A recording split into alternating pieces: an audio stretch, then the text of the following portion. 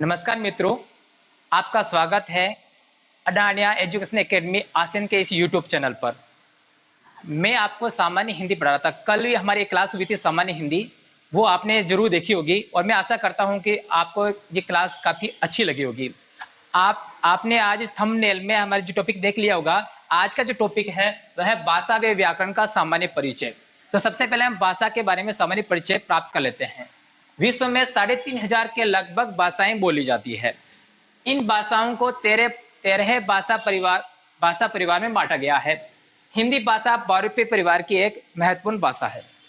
एक कहावत राजस्थान में प्रचलित है, कोस कोस पर बदले पानी, चार कोस पर बदले वाणी। यानी कि हम एक कोस पे अगर आगे बढ़ते हैं तो वहां पर पानी की मात्रा, पानी का स्वाद बदलता रहता है। उसी प्रकार अगर चार कोस आगे बढ़ते हैं तो वहां वाणी में कुछ बदलाव आ जाता है। मैं आपसे ये पूछना चाहता हूं कि यहाँ पर जो ये वाणी शब्द है, इस वाणी शब्द का हम अर्थ क्या लगाएं? क्या इस वाणी शब्द का अर्थ हम भाषा से लें या बोली से? क्योंकि अगर चार कोस के देखा जाए तो क्षेत्रफल काफी कम है, तो हम यहाँ पे वाणी का अर्थ बोली लें या भाषा लें, इस पर प्रकाश डालने से पहले मैं कुछ भाषा के बारे में एक बिंदु और है, वह यह है भाषा एक अर्जित संपत्ति है। अर्थात भाषा को ग्रहण किया जा सकता है। हमारा जब जन्म होता है तब केवल हमारे पास मुख होता है, शब्द नहीं होते हैं, लेकिन जैसे जैसे हम प्रयास करते हैं, अभ्यास करते रहते हैं और भाषा को हम ग्रहण करते रहते हैं और परिष्कृत होकर एक अच्छे विद्वान बन जाते हैं। अगर देखा जाए तो भाषा का मनोवैज्ञानिक अगर दृष्टिकोण देखा जाए तो जिस व्यक्ति के अंदर जिज्ञासा है, अपने भावों को आदान प्रदान करने के लिए उसमें जिज्ञासा है, वो जिज्ञासा आगे बढ़ती है और कुछ सीखने की उसमें ललक होती है और वह सीखता रहता है। और जब वह सीखता है तो दूसरे व्यक्ति जो बोलते हैं उसका अनुकरण करता रहता है। पहले तो उसमें जिज्ञासा होती है, फिर उसका वह अनुकरण करता है। और वह लगातार उसका अभ्यास करता रहता है तो उसकी भाषा में काफी सुधार आ जाता है। हिंदी भाषा एक वैज्ञानिक भाषा है। अगर हम ये देखें तो क्या हिंदी भाषा एक वैज्ञानिक भाषा है या नहीं है? क्योंकि हिंदी भाषा एक वैज्ञानिक भाषा है तो इसके देखने के लिए हमें भाषा के जो वैज्ञानिक तत्व है उन पर प्रकाश डालना आवश्यक है। और इसी के साथ में हम साथ में ये भी देखेंगे भाषा और बोली में क्या अंतर है। क्या हिंदी भाषा एक वैज्ञानिक भाषा है? दूसरा प्रश्न यह है, बोली व भाषा में क्या अंतर है? इन दोनों जो महत्वपूर्ण प्रश्न है, इनका अगर हम उत्तर खोजें तो यह है कि भाषा के वैज्ञानिक तत्वों के माध्यम से हम इनका उत्तर देख सकते हैं कि क्या हिंदी भाषा एक वैज्ञानिक भाषा है या नहीं है। जितने भी भाषा विद्वान हुए हैं उन्होंने सभी बोलियों या भाषाओं को, अर्थात हम ये कहें कि ये भाषा है या नहीं है, उसका निर्धारण करने के लिए भाषा के सभी वैज्ञानिक तत्वों के आधार पर अगर वह खरी उतरती है तो वह भाषा है, अगर खरी नहीं उतरती है तो वह बोली है। तो बोली और भाषा में ये अंतर है। तो हम अगर ये देखें कि हिंदी भाषा क्या एक वैज्ञानिक भाषा है, तो हम अगर देखें तो सबसे जो इसका जो भाषा के वैज्ञानिक तत्व में जो पहला बिंदु है वह है भूभाग। अब इसमें हमें ये देखना है कि जो हमारी जो हिंदी भाषा है वह एक विशाल क्षेत्र में बोली जाने वाली भाषा है। अगर देखा जाए तो यह है वर्तमान में राजस्थान, उत्तर प्रदेश, मध्य प्रदेश, मध्य प्रदेश के साथ लगी हुई सीमाओं के साथ आगे बढ़ते हुए यह है बिहार तक बोली जाती है। और अगर उत्तर से देखा जाए तो हिमालय की तलहटियों से लेकर दक्षिण में गंगा के उत्तरी भाग में हमारे जो भूभाग क्षेत्र है वहां पर हिंदी भाषा बोली जाती है। अर्थात हम ये कह सकते हैं कि भूभाग की दृष्टि से अगर देखा जाए तो हिंदी भाषा एक वैज्ञानिक भाषा है। दूसरा बिंदु, ये तो इस तत्व के आधार पर तय हो गया है कि हिंदी भाषा एक वैज्ञानिक भाषा है। दूसरा तत्व है जनसंख्या। इस जो भूभाग है वहां पर निवास करने वाली जो विशाल जनसंख्या है, उन जनसंख्याओं का समूह क्या उस भाषा का प्रयोग करता है या नहीं।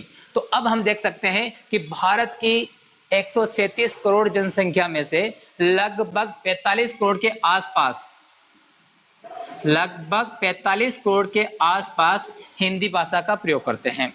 और हिंदी की अनेक जो बोलियां हैं, जो उपभाषाएं हैं, उनमें सभी उपभाषाओं का साथ साथ में एक ऐसा मिलाप है जो हिंदी भाषा के अखंडता को दूर करती है। तो ये जो हमारा दूसरा बिंदु है, ये तय करता है, ये तय हो गया है दूसरे बिंदु के साथ में कि जनसंख्या की दृष्टि से भी देखा जाए तो हिंदी भाषा एक वैज्ञानिक भाषा है।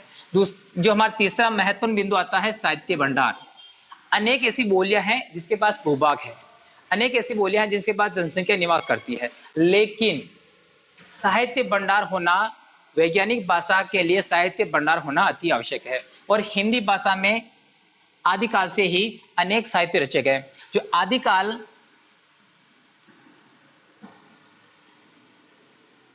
भक्ति काल, रीतिकाल और आधुनिक काल, इन हमारे साहित्यकारों ने हिंदी साहित्य के इतिहास को 4 भागों में बांटा है, 4 कालों में बांटा है। आदिकाल, भक्तिकाल, रीतिकाल और आधुनिक काल। इन सभी कालों में हमारे अनेक साहित्य रचे गए। उनमें से बहुत सारे महाकाव्य, खंड काव्य और खंड काव्य के साथ साथ अनेक ऐसी रचनाएं भी हमें मिलती हैं जो ये तय करती है कि हिंदी एक वैज्ञानिक भाषा है। आदिकाल में अगर हम देखें तो आदिकाल में अनेक रासो साहित्य रचे गए। आदिकाल में अनेक जैन साहित्य रचे गए। जैन साहित्य के साथ साथ आदिकाल में अनेक ऐसी रचनाएं हमें प्राप्त होती है जो हिंदी भाषा के साहित्यिक भंडार को बढ़ाती है। भक्ति काल में, भक्ति काल को हिंदी भाषा का स्वर्ण युग कहा जाता है, क्योंकि भक्ति काल में अनेक साहित्यिक भंडार हमें मिलते हैं, जिसमें तुलसीदास जी के साथ साथ अनेक भक्त कवि अनेक रचनाएं उन्होंने रची है। तो ऐसा हम कह सकते हैं कि साहित्य भंडार प्रचुर मात्रा में मिलता है। तो ये साहित्य भंडार की दृष्टि से भी हिंदी भाषा एक वैज्ञानिक भाषा है। शब्दकोश, किसी भाषा, चौथा जो महत्वपूर्ण बिंदु है, तत्व है शब्दकोश। किसी भाषा को वैज्ञानिक भाषा कहने के लिए शब्दकोश एक महत्वपूर्ण है, और हिंदी भाषा का शब्दकोश काफी विशाल है। इस आधार पर अगर कहें तो हिंदी भी एक वैज्ञानिक भाषा है। पांचवा बिंदु, महत्वपूर्ण बिंदु आता है लिपि। जो हमारी हिंदी भाषा है उसकी वर्तमान में प्रचलित जो लिपि है वह है देवनागरी लिपि है। अतः हम कह सकते हैं कि पांचवा जो तत्व है, इस तत्व के आधार पर हिंदी भाषा एक वैज्ञानिक भाषा है। अंतिम और छठा जो बिंदु है वो काफी महत्वपूर्ण है। किसी भी भाषा को, अगर किसी भाषा को देखा जाए कि वह भाषा मजबूत है या नहीं है, शुद्ध है या नहीं है, तो उसका सबसे महत्वपूर्ण बिंदु होता है व्याकरण। और हिंदी भाषा में अनेक ऐसे व्याकरण ग्रंथ रचे गए हैं, और इसी के आधार पर हम भी ये कह सकते हैं कि व्याकरण के तत्व के आधार पर हिंदी भाषा एक वैज्ञानिक भाषा है। तो इन 6 बिंदुओं के आधार पर हमने जो तुलना की है, तो इस आधार पर हम कह सकते हैं कि हिंदी भाषा एक वैज्ञानिक भाषा है। अगर मैं थोड़ा सा इस बिंदु पर वापस आता हूं, बोली व भाषा में क्या अंतर है, इस प्रश्न को हम अगर देखें कि बोली और भाषा में क्या अंतर है, तो बोली व भाषा में अंतर इनके आधार पर है। बोली और भाषा में भूभाग तो मिल जाता है, जनसंख्या भी मिल जाती है, लेकिन बोली और बोली में साहित्य भंडार प्रचुर मात्रा में नहीं मिलता है, और न ही उसका कोई लिखित रूप होता है, न ही उसमें व्याकरण की इतनी चीज होती है। हाँ, शब्दकोश जरूर उसमें मिल सकता है, शब्दकोश मिल सकता है, भूभाग है, जनसंख्या है, लेकिन साहित्य भंडार, लिपि और व्याकरण की दृष्टि से बोलियां भाषा की तुलना में कमजोर होती है। अतः ये बोली व भाषा में अंतर है। भाषा वैज्ञानिक तत्वों के बाद अगर मैं दूसरा बिंदु अगर देखें जो सबसे अधिक प्रतियोगी परीक्षाओं को जो आता है, वह है संविधान में वर्णित हिंदी भाषा के बारे में क्या क्या है। तो हिंदी, जो संविधान में वर्णित हिंदी एक राजभाषा है। संविधान के भाग 17 में अनुच्छेद 343 से लेकर 351 तक हिंदी भाषा को राजभाषा के रूप में वर्णित किया गया है। अगर इनको संविधान के अंदर 4 भागों में बांट रखा है। अध्याय 1 में संघ की भाषा क्या होगी लिखा हुआ है। अध्याय 1 में संघ की भाषा अनुच्छेद 343 व 344 में लिखा हुआ है।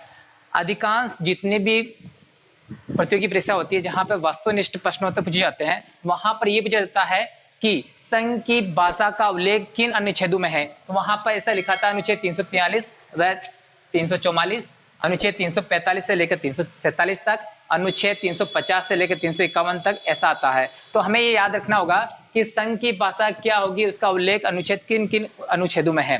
तो ये याद रखने के लिए एक छोटा सा चार्ट बनाया हुआ है। अध्याय 1 में संघ की भाषा क्या होगी, इसका उल्लेख है जो अनुच्छेद 343 और अनुच्छेद 344 तक। जबकि अध्याय 2 संविधान के भाग 17 के अध्याय 2 में प्रादेशिक भाषाओं का उल्लेख है। यह अध्याय 2 में अध्याय 2 अनुच्छेद 345 से लेकर 347 तक है। इसमें सभी जितने भी प्रदेश हैं वहां पर अगर किस प्रदेश की कौन सी राजभाषाएं होनी होगी या हो सकती है, जो भाषा आयोग जो निर्णय करेगा वो अनुच्छेद 345, 346 व 347 में वर्णित है। अध्याय 3 में जो हाई कोर्ट और सुप्रीम कोर्ट है में प्रयोग की जाने वाली भाषाओं का उल्लेख है और यह अनुच्छेद 348 व 349 में लिखा हुआ है। अनुच्छेद 348 में हाई कोर्ट और सुप्रीम कोर्ट की क्या भाषा रही होगी उसका उल्लेख है, जबकि अनुच्छेद 349 में वहां पर यह वर्णित है कि कौन कौन सी विधियों का इसमें प्रयोग किया जाएगा। जबकि अध्याय 4 में विशेष निर्देश दे रखे हैं। अध्याय 4 में 2 अनुच्छेद आते हैं, अनुच्छेद 350 और अनुच्छेद 351 ले सकते हैं। अनुच्छेद 350 में भाषाई अल्पसंख्यक वर्गों के लिए राष्ट्रपति किस प्रकार में हल कर सकता है। तो 350 के अंतर्गत ये दे रखा है कि प्राथमिक स्तर पर भाषाई अल्पसंख्यक वर्गों के लिए संरक्षित रखा गया है। जबकि अनुच्छेद 351 में हिंदी के विकास के लिए निर्देश दिए गए हैं। जो संघ के क्या कर्तव्य होंगे, हिंदी के लिए संघ के क्या क्या कर्तव्य होंगे, उनका उल्लेख अनुच्छेद 351 में किया गया है। तो प्रतियोगी परीक्षाओं में विभिन्न प्रकार के वस्तुनिष्ठ प्रश्न पूछे जाते हैं, जो इस चार्ट के माध्यम से हम सामान्य देख सकते हैं।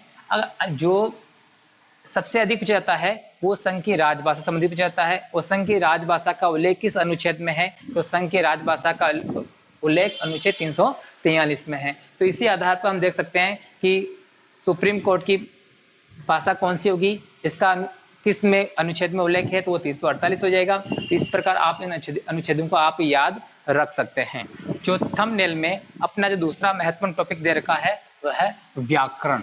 अब व्याकरण शब्द का अर्थ हम एक बार देख लेते हैं। व्याकरण शब्द की व्युत्पत्ति वी आ प्लस करण से हुई है। अगर हम व्याकरण शब्दों का विच्छेद करें तो है वी प्लस आ प्लस करण से बना है। अगर एक दूसरा संस्कृत का एक श्लोक है, व्याक्रियन्ते शब्द अनेन, अर्थात जिसके द्वारा शब्दों की व्युत्पत्ति का ज्ञान किया जाए वही व्याकरण है।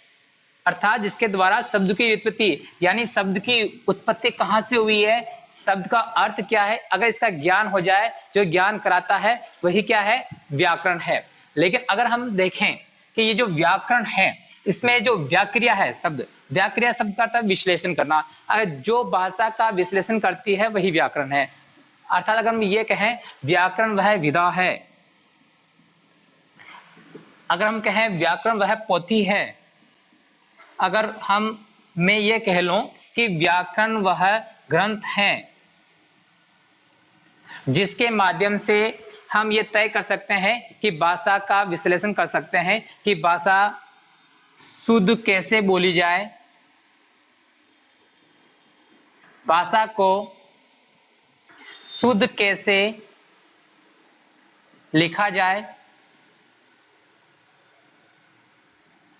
और भाषा का शुद्ध प्रयोग कैसे किया जाए। अगर जो ये बातें हमें, जो ग्रंथ, ये जो पोथी हमें ये बातें बताती है कि भाषा का शुद्ध बोलना या शुद्ध उच्चारण कैसे किया जाए, या भाषा का शुद्ध लेखन कैसे हो, या भाषा का शुद्ध प्रयोग कैसे हो, अगर ये जो बातें हम बताती है वह पोथी को हम व्याकरण कह सकते हैं। अगर सामान्य अर्थ में देखें तो अगर इस पद का जो विच्छेद कर रखा है वी प्लस आ प्लस करण, अगर हम सामान्य अर्थ में ये भी कह सकते हैं कि जो हमें भली बाती से समझा दें, अर्थात जो हमें भली भांति या अच्छी तरह से, भली भांति या अच्छी तरह से समझा दे, वही व्याकरण है। किसको समझा दे? भाषा को। भाषा में जो शब्द है उनका ज्ञान करवा दे, ये सभी हमें, इन सभी को हम कह सकते हैं व्याकरण। इन व्याकरण का अध्ययन करने के लिए अगर हम देखा जाए, सभी जो जितने भी शब्द है, भाषा के शब्द है, उनका अगर हमें अर्थ ज्ञान कराने वाली जो होती है व्याकरण है, इन व्याकरण को भाषाविदों ने तीन विभाग में बांटा है। पहला तो इन्होंने बांटा है वर्ण विचार में, दूसरा बांटा इन्होंने शब्द विचार, और तीसरा लिया है उन्होंने वाक्य विचार। अर्थात हम ये कह सकते हैं कि व्याकरण का अध्ययन करने के लिए हमें इन विभागों में जाना पड़ेगा, वर्ण विचार, शब्द विचार और वाक्य विचार। और कुछ विद्वान इनके जो यहाँ पर इसके विभाग है उनमें भी इस विभाग में कुछ बढ़ोतरी करते हैं, और ये चौथा जो विभाग वो मानते हैं वह है रूप विचार। इस रूप विचार को पद विचार भी कहते हैं। और पांचवा जो भाग है वह है छंद विचार। अब अगर हम इनको देखें, जो कि हमारा सामान्य हिंदी का जो महत्वपूर्ण भाग यह है, जो वर्ण व्याकरण के माध्यम से हम जो सामान्य हिंदी पढ़ेंगे, इनमें से जो 5 इसके विभाग किए हुए हैं, इन विभागों को क्रम से है। जिस पहला है वर्ण विचार, दूसरा है शब्द विचार,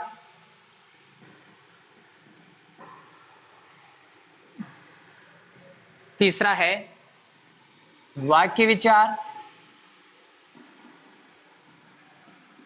और जो अन्य दो बातें बताई जाती है उसमें एक है पद या रूप विचार, और एक है छंद विचार। जहां वर्ण विचार है, इसमें जो भाषा के जो शब्द है उसका जो ज्ञान प्राप्त करने के लिए उस ग्रंथ में वर्ण विचार के बारे में ये उल्लेख होता, वर्ण विचार के बारे में, वर्ण विचार में ये लिखा गया है कि ध्वनि का उच्चारण कैसे किया जाए, ध्वनि को लिपिबद्ध कैसे किया जाए, ये सब बातें हमें वर्ण विचार में प्राप्त होती है। जबकि शब्द विचार के अंतर्गत हम जो व्याकरण पढ़ते हैं, जो सामान्य हिंदी पढ़ते हैं, इसमें शब्दों पर विचार करते हैं, जिसमें हम देख सकते हैं कि संज्ञा, सर्वनाम, विशेषण आदि का ज्ञान हमें शब्द विचार में करते हैं। और जब वाक्य विचार में उपवाक्य, वाक्य का गठन कैसे हो, इसका उल्लेख हमें वाक्य विचार में मिलता है। पद व रूप विचार के अंदर जिस प्रकार जिससे संज्ञा, सर्वनाम, विशेषण जो शब्द है उनका अगर वाक्य में प्रयोग किया जाता है तो कौन सा शब्द कहाँ आएगा, इसका उल्लेख, इसका विचार हमें कहाँ, पद या रूप विचार में करते हैं। जो छंद विचार हैं, ये जो छंद विचार हैं, ये छंद विचार केवल पद्य में ही प्रयोग इसका किया जाता है। दोस्तों धन्यवाद। आज की हमारी क्लास यहाँ तक रही है। कल हम व्याकरण के जो पहला टॉपिक वर्ण विचार, इस पर हम आगे कल पढ़ेंगे, और इसके अंतर्गत हम स्वर, व्यंजन आदि का ज्ञान प्राप्त करेंगे। धन्यवाद।